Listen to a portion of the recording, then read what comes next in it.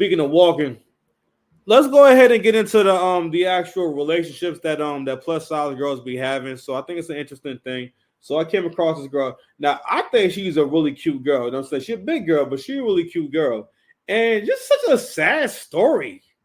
I was like, God, oh goodness gracious. So this says, get ready with me to sell my engagement ring. So the caption says, get ready with me to sell my engagement ring. I thought I'd share something a bit comical today to maybe make you smile and take your mind off the news. That's in regards to the election, I guess. I don't know. Anyway, fair use. Is there any music? Because this story is going to be full of red flags. I want you to comment below and tell me what your initial estimate is for the ring. I'm a bit delulu, so I think it's going to be more than $20. A proposal is supposed to be one of the most romantic and beautiful moments of your life, right? A proposal is a moment you're supposed to feel true joy and love. Instead, I felt dehumanized and unseen. As he was placing the ring on my finger, So even just off the rip, right? This the whole, like, when you hear this kind of language, like this is the language of weak people. Because like weak people they're not able to have straightforward conversations. Because what I've seen is that people who have issues, they have gained the language to make themselves sound intellectual, and they can kind of make whatever they're going through sound intellectual. So she's talking about a breakup, right? And what she's doing off the rip is, again, she's planting the seeds in your mind that I'm an intelligent person. I'm an emotionally intelligent person because I know these. I'm using these terms, right? Which is nothing really wrong with it. It's just that this style of communication has come to become synonymous with women who are like hyper feminists, and they're usually women who are very bad at relationships. Okay, I mean, in general, unless like maybe she gained weight after she had kids, most of the time, most women who are overweight, most of the time they're not nice people. They don't be nice. You know what I'm saying? They don't care about your feelings, bro. They're more likely to get aggressive with you. They're more likely to get physical with you. They're more likely to argue back with you. To you know what I mean? It's just more likely to be a fight. It's like always a fight with tall girls and big girls always want to fight. Even with the interaction, like it's more like they're always more aggressive. They try to impose their will more often. It's weird. But anywho, I just want to point that out because I feel like this style of communication stops people from being as honest with themselves. Because women like this, what never crosses their mind is, wouldn't it make more sense for me to put more work towards looking my absolute best? Because again, this is a really cute girl. But tell you something. If you are attractive while being overweight, that means you are really fine. Okay? Like I always think about people I know that's like in shape. I couldn't imagine them still being attractive while like being like thicker. You know what I'm saying? Like you gotta really be attractive to be overweight and like people still think you're attractive. You know what I mean? So anywho.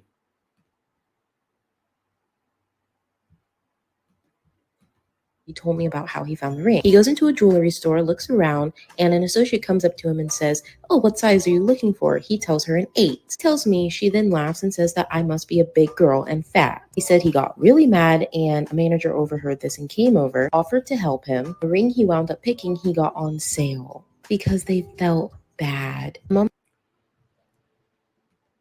I mean, don't get me wrong. Maybe why did he feel like he had to tell her that story? What does the sales associate's reaction to your ring size, why would he okay, all right.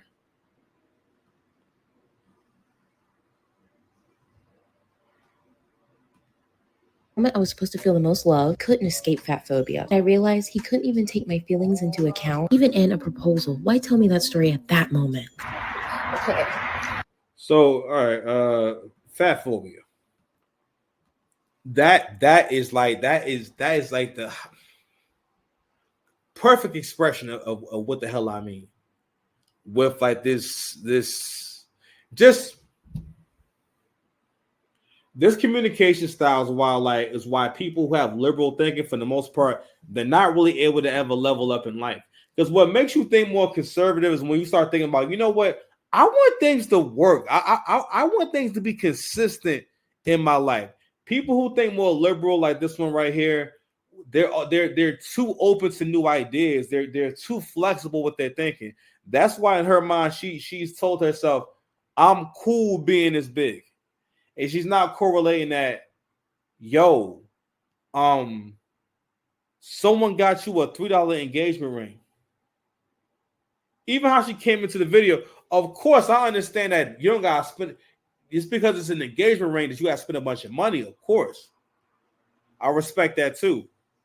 But she came into it saying, I think it's worth more than $20. I'm like, God, an engagement ring? God, dog, nigga, so nigga, you couldn't drop a buck on it? And I know people buy affordable engagement rings. It doesn't make it any less valuable. But people just generally don't do that. I don't think. Then again, I haven't gotten married many times, so I don't know. Maybe I'm wrong. If you have stories about engagement ring prices, let me know. I'm not going to Google that because that's not my purpose. Do you understand? All right, thank you. Give me the respect that I'm giving you. All right, so let's get back to this roller coaster.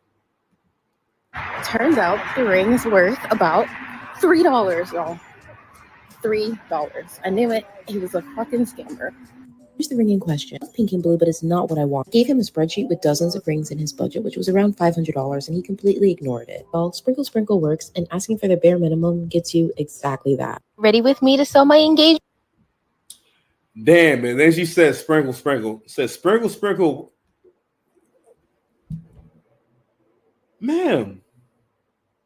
No, it's not working. Hold on. Y'all, if you're watching, hold on, like, share, subscribe. If you're watching right now, she has just made a Shira 7 reference. Let's go ahead and see my baby. The incomparable, the beautiful, the not average in the face ass Shira 7.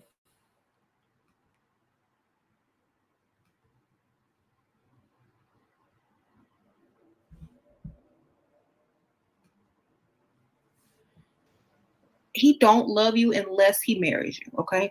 He don't love you. I'm not bringing nothing to the table, baby. Sprinkle. Manipulator, a cheater, or whatever you want to call them, okay? All the timid people who don't have much, they're the ones that are so honest and so humble and so this and so that. So that's why they are in the position that they're in, because they can't make it in this real world, okay? By telling the truth all the time. I'm not bringing nothing to the table, baby. Sprinkle. If you want a woman to bring something to the table, go to IHOP. Go to the restaurant where you can tip her, baby. Sprinkle. Because if I bring something to the table, you're going to be mad because it's going to be another man who's going to not ask me to bring something to the table. He's going to take care of the bill, them kids, and everybody else. And you. What you mean, them kids? What you mean? And listen, this is when I start realizing that, yo, this is like prawn. It's like corn for women. This is why they like this stuff. It's like corn. The adrenaline rush from hearing all those bars back to back, those was all haymakers. That was a straight baby mama fantasy. She said, don't ask me what I'm bringing to the table because you're going to be mad. Because it's going to, so, and she's saying this scenario, if you ask her what she brings to the table, she will then produce another man who will come out of nowhere. That man will be in such a great financial standing, and he is so generous that he will look at you and say, hold on, you seem broke. Let me go ahead and bless you with some bread. Also, ma'am, it doesn't matter to me how many children you have. I will pay for all of them because because you were not bringing anything to the table. That's exactly what I'm doing. I'm like, hold on. How do you teach people that you will be rewarded for not being able to answer the question, what do you bring to the table? So for the most part, I always love playing that clip because it's the essence of what she talks about, because it's really that kind of content is there to evoke demonic energy, because when you convince people to live in a way where you do not care what effect or what impact your actions and words and thoughts and deeds, whatever, have on other people, you become a villain. Come on. You're a villain. What are you doing? You know what I'm saying? What's going on here? I'm gonna let her finish her story, man. Where's she at? So that's who Sprinkle is, right? And the reason why I wanted to take it there real quick was because even in this situation right here, where I guess she's not going out with the guy no more. First of all, and one of the reasons why Shera Seven's content is really evil and problematic is because it encourages someone who already who already has a lot of character flaws to become even worse. To just abandon all morality. Because what she's basically saying is that even if you don't have to deserve something to get it. You just need to have the faith. Baddie syndrome works primarily on faith and your self-belief. All right, that you are so important, or you are so much more important than you actually are, to the point where you do not have to provide. There we go. No intrinsic qualities, and you do not have to provide any value to the groups and the communities that you're a part of and the things that you choose to be a part of. You existing is enough. So another reason why I want to bring up the liberal thinking, because I mean, again, I'll bring this up too because this is very common to overweight people. You know what I mean? I used to be over. I think at some point I was 330 pounds. Now I done got a little heavier recently and whatnot, but you know I'm still about 50 pounds lighter than I was a few years ago. You know what I'm saying? So I'm trying to get down another 40 pounds and be in my final form. But when I started to come down, I asked myself, I'm like, yo, what was it about me that I was okay being over 300 pounds, knowing that that's not the size that regular people are? Or why doesn't that stand out to you? You know what I mean? And a lot of that has to do with the truth and the words we use to describe our situation, to explain our situation. That's why communication is so important. What I say Six Packs TV is here for. We're here to help you improve and increase your communication, because the same voice you talk with, the same voice you think with. The clearer I can make both of those, the more logical I can get you to become. Because from there, I'm planting the seed and I'm pushing you in that direction, and now you know what I know. Right? And from there, we want to help improve your relationship to people, places, and things. You understand? You get the concept, right? So, in my weight loss journey, I had to realize that a lot of how I saw the world was based on my weight. I tell my little brother all the time, yo, we got to go ahead and lose that 60 pounds, man, so you can live life. I've always been heavy. Even when I was like way smaller, I was still heavier than other guys my size. I mean, you know what I'm saying? I've always been heavy or a little bit heavier than other guys. Always. To the point where I had to realize, yo, you don't know what it's like to walk around with a six-pack. You don't know what it's like to be that slim that you can have a six-pack, or so slim that you naturally have like visible muscles. You know what I'm saying? Like, yo, and I'm like, damn, like, why was I always okay with that? And it had to do with the fact that I had almost no ambition. I never grew up wanting a nice car. I never had desire for like a luxury car. I never even saw myself in a luxury car. I remember one time talking to my mother, and my mother said, oh, yeah, I never saw myself as a person to have a car. Because that's how old my mother is. My mother is from an era when like everyone didn't have a vehicle. That wasn't a thing. My dad used to mention that how like people didn't always have cars, or not everyone, less people had cars. You know, like in the 80s and 90s and whatnot. It's not like how it is now, where more people have vehicles. It's mostly because there's more cars on the roads, and more cars have been kind of recycled more and more people have driven that same car, shit like that. You feel me? So anywho,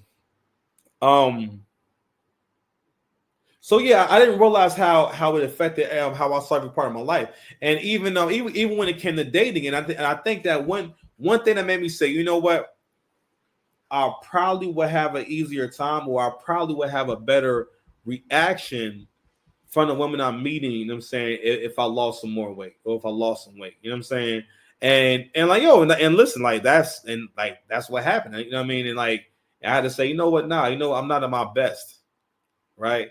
And I'm like, you know what, this probably would go a lot better if, like, yo, if I was 200 or something, you know what I'm saying? So anywho, in her mind, she has not gotten there. She's not making the correlation at all. All right. I'm not sure how long she's with this dude, but you saying you gave him a spreadsheet of rings. First of all, you're not supposed to have what? A spreadsheet of rings. And he's saying they were all under $500, which I respect that most definitely. You know what I'm saying? Because I'm really big on someone being able to appreciate the gesture.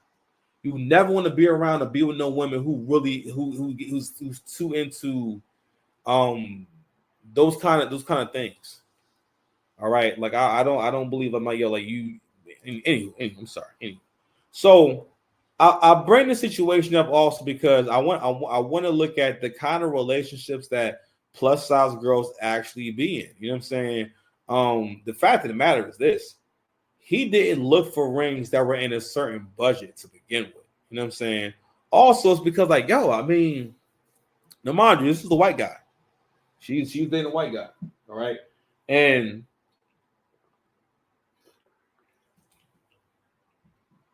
those be the kind of interactions they be having. Those be the kind of dynamics they be having.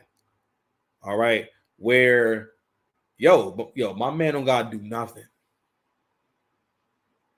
And I have to ask, like, yo, would she accept a ring that was under 1,000 from a black man?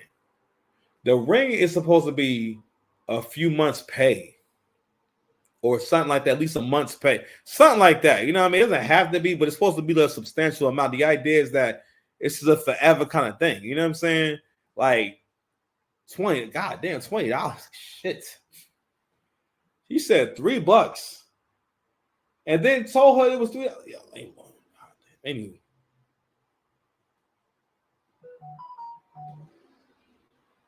So we are in the new season 11. I want to look at one of the couples, the plus size girl in particular, and I want to look at a certain interaction here. And we're gonna keep we're gonna keep it on them. That's what we're gonna do.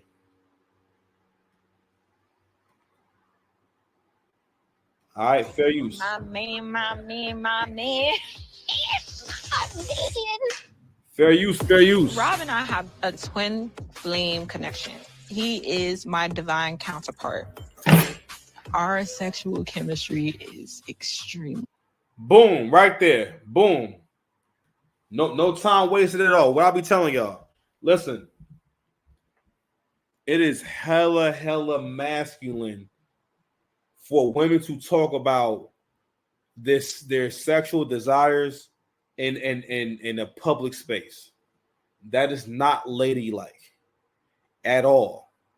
Fellas, if you ever see that, and big girls are notorious for that shit, because a big girl, that's the kind of woman who's going to definitely talk about you in terms of like your personal business, in terms of the bedroom, if things don't work out, or she'll give an opportunity. You understand me? But masculine women always make it a point to make it seem like pretty much like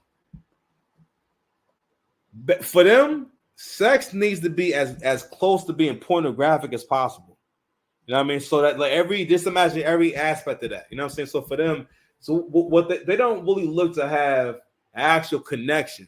Of course, of course, you want it to be passionate and all the things that make relations good. But again, power dynamics. You know what I mean? It's certain things that just don't look good, don't sound good. And I have to tell you, if a woman ever talks to you in a way that makes it seem like I don't want to say sex is everything, but like for example, the kind of women who, all right. So for example, on the previous season, Love After Lockup, when Troy got out, Jeray made a point to talk about how she wanted to find out how big his penis was, or she was nervous to find out about how big his penis. I'm like, why are you talking about that on camera? God damn, that's personal.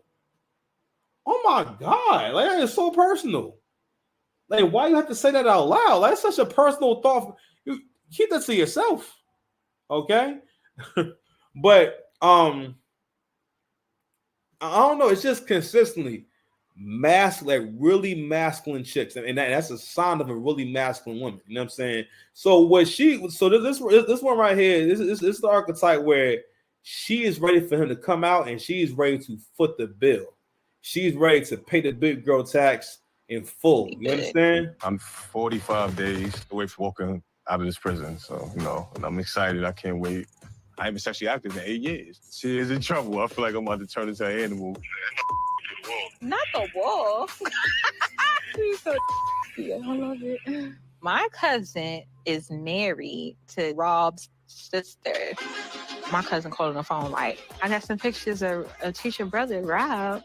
I sent them to you. Chemistry is extremely good.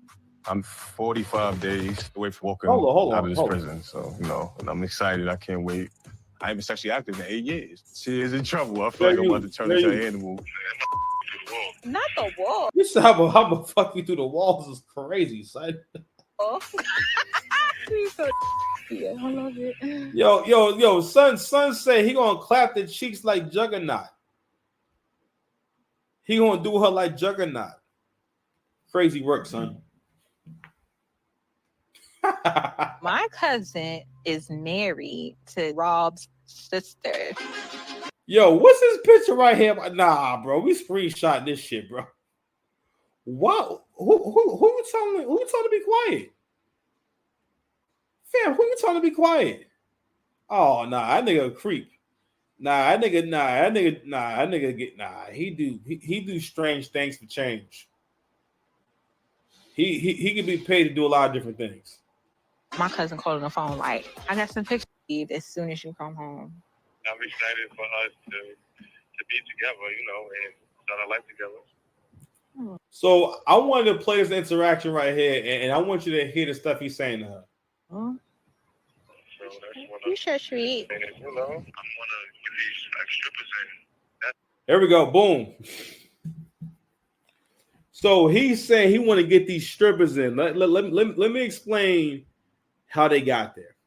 So one thing about the big girl is a lot of times, especially when they older, at this point, they realize that they're going to have to be financially invested, and they got to come into that head first and volunteer with that kind of shit. So, they do the same things that like dudes who be talking a good game be doing. I'm saying, because they'll start kind of like trying to basically kind of like, how can I say, entice you with things that they can buy you and get for you, and you'll say, hey, I want to do this, I want to do that. And it's all right, yeah, great. And usually, like a lot of times, big girls be into like lesbian activity, so they'll be into that too. You know what I mean? So he probably mentioned one of strippers, and when they on the phone talking shit and whatnot, she laying on her stomach, she on the phone like, yeah, okay, I can do some strippers.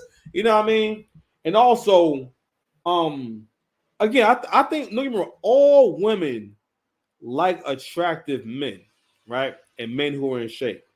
But like masculine women are really big on being with, I don't say being with, but they'll, because a lot of times, like guys who are very good looking, a lot of times, I put like this, guys who are good looking but haven't really found their purpose or aren't really self-sufficient, a lot of times, not that they're feminine, but they're problem solving. They haven't gone through that journey of masculinity.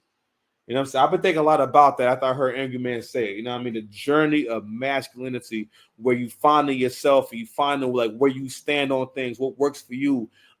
Taking care of yourself, sustaining yourself. You know what I mean? Planning for your future. You know what I mean? Being the captain of your ship, shit like that. A lot of times, they tend to take more of a feminine role in terms of being okay with the woman making decisions for them, being okay with basically just not really trying to be a patriarch, not really trying to be in control. You know what I mean? Being more cool, like, all right, that's what she said. Okay, all right, whatever. You know what I mean? Like kind of being more passive, And then what usually happens is, like I always say, do you wind up acting out? Because men have to be able to control their environment. Let me tell you something, like I always say, like, I don't care how much it costs me to live here. The peace I have being by myself and having all this time to think, you know what I mean, having control over my space and whatnot, yo, it's the ultimate peace. You understand?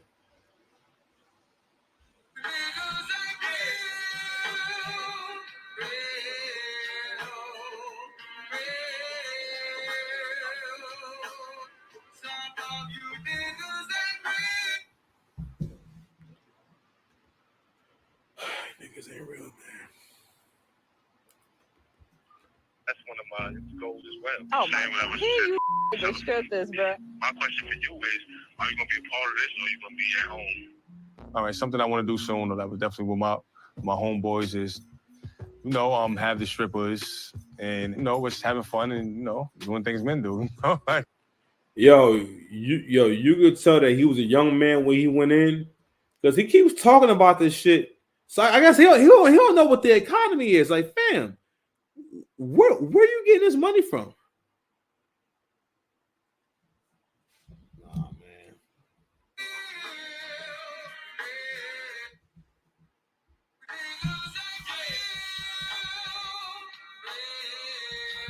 He must be washing tables. Oh, where's my washing tables at? That's crazy, man. You know what? They never had my back. He told me how much he wants to take. They never had my back. Never had my back, yo. But nah, like he's talking like his frontal lobe ain't developed, bro. Like, are you thinking this shit through? You know what I'm saying? Slap dogs and have this my face, dance my lap. When are you trying to get the strippers? It's not like the first day you come home, right? Like, when are we doing? Yo, I'm gonna tell you something. This whole outfit, her whole shape and whatnot, this is the whole, like, this is the promiscuous plus size girl archetype right here. Real talk. It's probably that week I come home. We're about to do this very first day. You know what I'm saying? Like, the very first day I told you I want to have the family over and we'll cook. First of all, what? That's what I'm saying. Like, No, we're not doing it. So you telling me you want everybody over at the house while everywhere? Listen, What? What you talking about, man? This right here is the main thing I want y'all to hear. later. You're going to get this if you're not aware of you. Fam, yo. Bring that back, yo. Have the strippers and, just having fun and, doing. It's probably that week I come home. We're about to do this very first day. You know what I'm saying? Like, the very first day I told you I want to have the family over and we'll cook. First of all, what? That's what I'm saying. Like, No, we're not doing it. So you telling me you want everybody over at the house while everywhere? Listen, later. You're going to get this if you're not aware of you. You're going to have all this. Fam, yo, he said you gonna get this dick, baby. You don't gotta worry. Yo, fam, he talking to her like a trick. Like he talk like that. That's how your girl talk to you. That's when your girl say, "Don't worry, don't worry. I'm gonna give you some." Type shit. Like, yo, this is wild, son. This is wild. Like, that's the kind of conversation you be having when someone's paying a big back tax. Paying a big back tax. Big back taxes.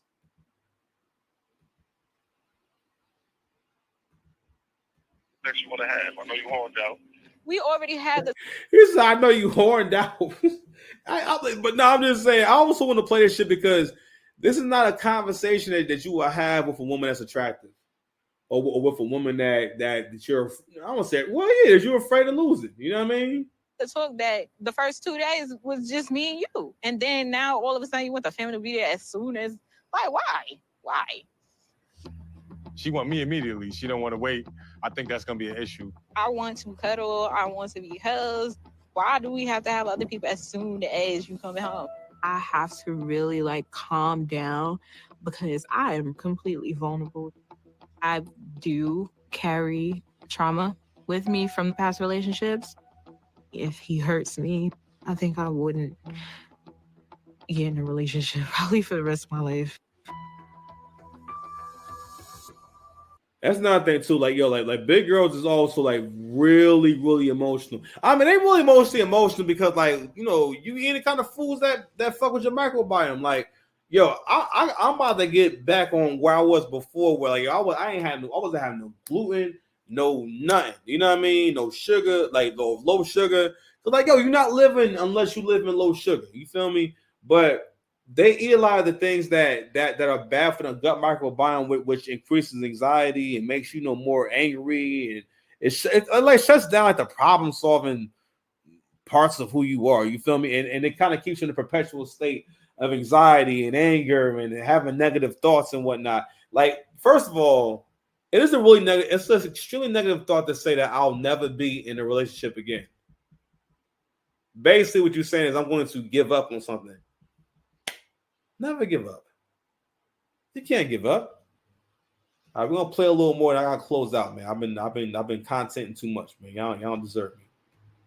No, that is something not enough. All right, so that's them. I gotta find out what their names is, and make a joint for them. So I gotta watch the episode a few more times, maybe. See what's going on, but I wanted to point that out and whatnot. I wanted to really, kind of get into that and talk to y'all about that. And again, I'm about to start doing content on another channel that's going to be more health oriented and whatnot. I'm going to make a commitment to getting my weight down to, because I've crushed like every weight loss goal I ever had for the most part. I was down in the 250s before. And of course, by that time, then I realized, oh, okay, if I want to like look good, I'm gonna have to be like 215, 220. But my ultimate goal is to get my weight down to around like 230 pounds or something like that. So then my weight then got back up to like 270. It might be lower now because the other day I was doing squats. I was able to do like 60 back to back. So whenever I'm able to do like 6, that means that I'm in the 260s. I'm somewhere around there, and I've been doing better with not eating this kind of like going long periods of time not without eating, and I just said F it, man. When got back into my supplement stack, glutamine, this citrulline and creatine supplement, like really good for like stress, shit like that. All that shit. And magnesium glycinate. I'm gonna have some of that right now. Anywho, like, share, subscribe, man. Love y'all, man. Thank you for everyone who just joined the channel. I saw we got new subscribers. Thank you guys so much for joining the channel. I put so much into the channel. I really love y'all, man. I appreciate y'all. I'm gonna see y'all soon, man. We out. Woo! Yeah. Love y'all.